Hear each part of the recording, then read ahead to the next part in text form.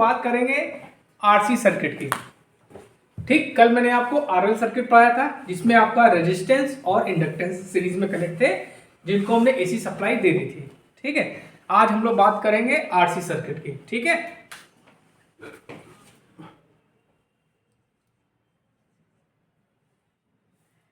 RC circuit.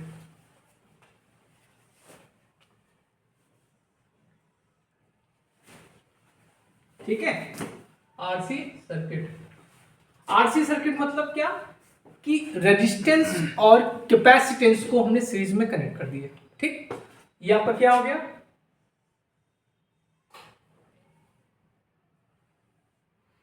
ये resistance हो गया और ये आपका कैपेसिटेंस हो गया। ठीक, इनको हमने क्या कर दी, एसी सप्लाई दे दी, एसी सप्लाई से कनेक्ट कर दिया। ये आपकी एसी सप्लाई हो गई। ठीक है, फिगर सही बना लिए।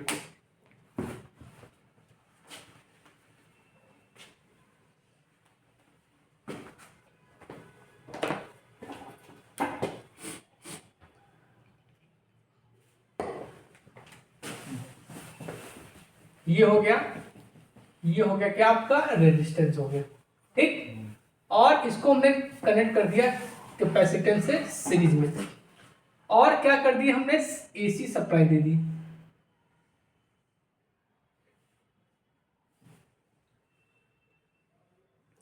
ठीक, अब इसका अगर इक्वेशन देखें तो क्या हो जाएगा, V equal to V max sine omega T हो गया।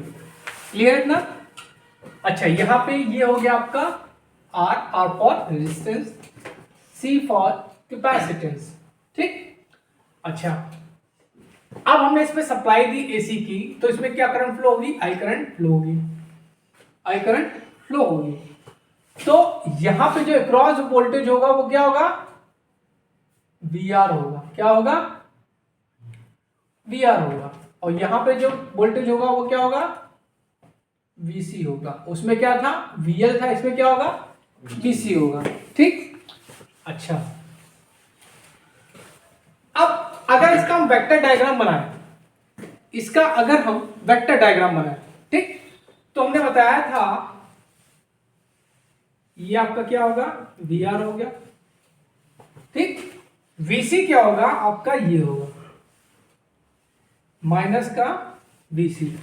माइनस का क्यों, क्योंकि इसकी डायरेक्शन क्या है, अप नीचे डाउन। ठीक, अच्छा, अब इसको हम ये डॉटेड मिला दें और इसको ये डॉटेड मिला दें, तो ये आपका क्या हो जाएगा, ये आपका VC हो जाएगा पूरा, माइनस का VC। और ये भी क्या हो जाएगा आपका, ये भी क्या हो जाएगा, माइनस का VC हो जाएगा। क्लियर है, ये आपका VR,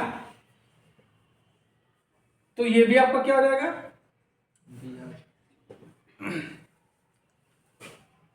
अब ये वोल्टेज इन दोनों में डिवाइड हो रहा है कि नहीं हो रहा है, तो इन दोनों का रिजल्टेंट क्या होगा, यही तो होगा, V होगा।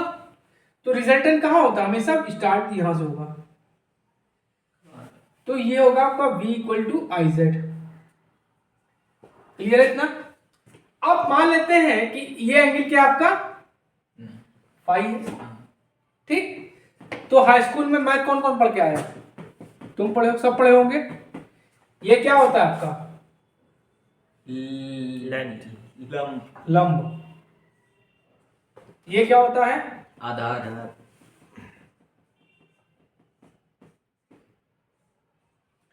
ये क्या होता है, कर्ण। इतना क्लियर है।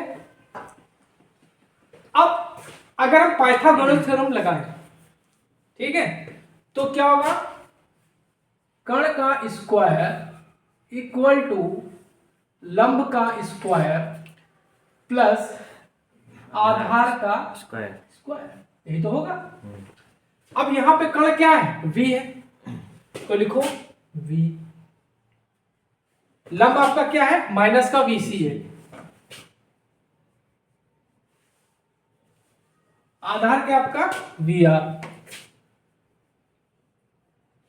तो v इक्वल टू क्या हो जाएगा, root times VC square plus VR square. मतलब इस सर्किट का टोटल वोल्टेज क्या होगा, VC स्क्वायर प्लस VR का रूट टाइम्स। क्लियर है इतना? अब यहां पे देखो, ध्यान दो, V इक्वल टू क्या है, IZ हो जाएगा। V क्या है आपका सर्किट का टोटल वोल्टेज है, I क्या आपका टोटल करंट है, और Z क्या आपका सर्किट का टोटल रेजिस्टेंस है। ठीक है, समझ में आ रहा है? और यहां पे जो VC की वैल्यू होगी वो क्या होगी, IXC होगी। क्या होगी, IXC। ठीक, और यहां पे जो VR की वैल्यू होगी बेटा वो होगी आपकी IR। क्या होगी, IR। ये सारी वैल्यू हम कहां पुट करेंगे, इसमें करेंगे। ठीक है, क्लियर है? कोई कॉन्सेप्ट, कोई डाउट, एनी काइंड ऑफ? अगर कोई डाउट हो तो बेहिजक पूछ लेना हमसे। ठीक है, अब देखो यहां पर रखोगे तो क्या हो जाएगा, IZ, और यहां पे क्या हो जाएगा, VC की क्या रखोगे, IXC का होल स्क्वायर प्लस IR का होल स्क्वायर। क्लियर है? तो अगर यहां से हम स्क्वायर में, अगर हम I को निकालेंगे तो स्क्वायर में निकलेगी, और स्क्वायर से जब रूट के बाहर निकलेगी तो क्या, I रहेगी। तो I कैंसिल हो जाएंगे सब, तो Z इक्वल टू क्या आ जाएगा, रूट टाइम्स XC का स्क्वायर प्लस R का स्क्वायर। इसको बोलते हैं प्रतिबाधा। क्या बोलते हैं, प्रतिबाधा, और इंग्लिश में बोलते हैं इसको इम्पीडेंस। क्या बोलते हैं, इम्पीडेंस। अगर आपसे कोई पूछे इम्पीडेंस की यूनिट क्या होती है तो क्या बताओगे, ओम। मतलब इम्पीडेंस क्या है आपका सर्किट, इस पूरे सर्किट का टोटल रेजिस्टेंस है। ठीक, तो हमने टोटल वोल्टेज निकाल लिया, टोटल रेजिस्टेंस निकाल लिया, अब टोटल करंट निकालने के बाद है, तो करंट इक्वल टू क्या हो जाएगा, V upon Z। V upon Z, ये हो गया आपकी टोटल करंट होगी सर्किट। क्लियर है? अब हम निकालते हैं पावर फैक्टर।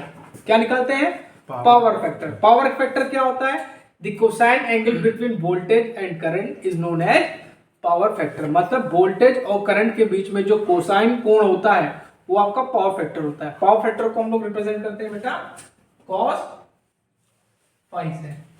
अब यहाँ पे अगर हम ये फाई दिया है, यहाँ पे अगर cos लगा दे क्या हो जाएगा, आधार बटे लंब, लाल बटे कक्का होता है ना, तो आधार बटे कण, सॉरी आधार बटे कण होगा।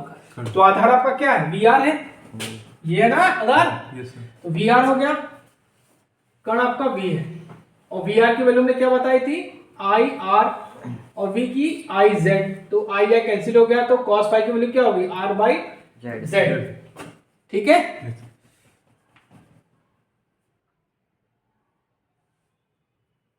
ठीक, क्लियर है? अच्छा, cos फाई इक्वल टू एक फॉर्मूला और होता है, क्या, real power upon apparent power. ठीक है, ये भी याद रखना। ठीक, अब उसके बाद निकालेंगे हम, ये आपका पावर फैक्टर हो गया। इसके बाद निकालेंगे हम क्या, इसके बाद निकालेंगे तीनों पावर बताते हैं क्या होगी। पहली पावर होती है आपकी रियल पावर। क्या होती है, रियल पावर। रियल पावर कहिए या एक्टिव पावर कहिए, रियल पावर करिए या एक्टिव पावर। इसका फॉर्मूला क्या होता है, VI cos phi. Real power का फॉर्मूला क्या होता है, VI cos फाई। दूसरा रिएक्टिव पावर, रिएक्टिव पावर का फॉर्मूला क्या होता है, VI sin फाई। ठीक, तीसरी होती है आपकी अपैरेंट पावर। क्या होती है, अपैरेंट पावर, ये होती है आपकी VI। इसका यूनिट वाट, इसका VAR। ठीक, और इसका होता है VA। क्या होता है, VA। इतनी चीज नोट कर लो।